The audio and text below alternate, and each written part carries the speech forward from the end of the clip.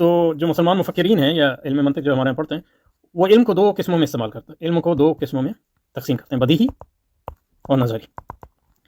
اور بدیہی کو جو ہے بعض اوقات ضروری بھی کہتے ہیں.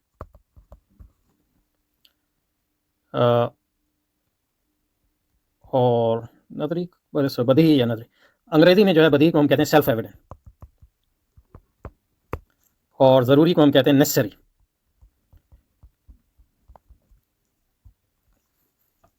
بدیہی اور ضروری میں تھوڑا فرق ہے، لیکن یہ کہ اس فرق میں جانے کی یہاں ضرورت نہیں. یہی سمجھ لینا چاہیے کہ بدیہی اور ضروری علم کے لیے جو ہے آپ کو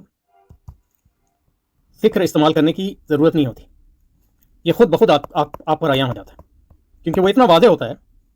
ضروری کا مطلب جو ہے لازمی. تو یہ ہو سکتا نہیں ہے کہ مطلب یہ کہ انسان ہو اور وہ چیز نہ جانے. مثلا یہ کہ وہ اتنی عیاں ہے.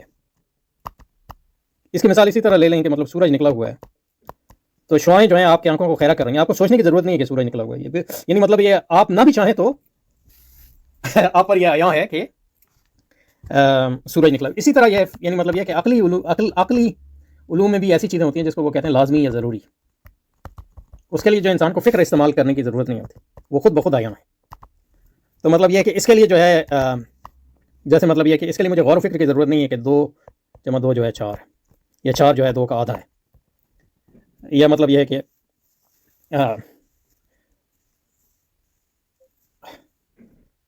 ہونا یا نہ ہونا فار ایگزامپل ایک جگہ جمع نہیں ہو سکتے فار ایگزامپل.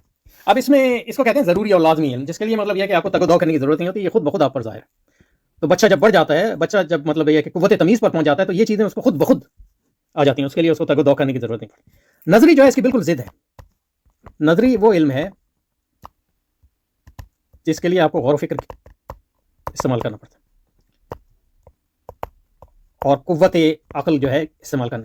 عقل اس میں خود بخود کام نہیں کرتی، بلکہ یہ کہ عقل کو استعمال کر کے اور بروئے کار لا کر آپ کو جو ہے اس علم کو حاصل کرنا پڑتا ہے.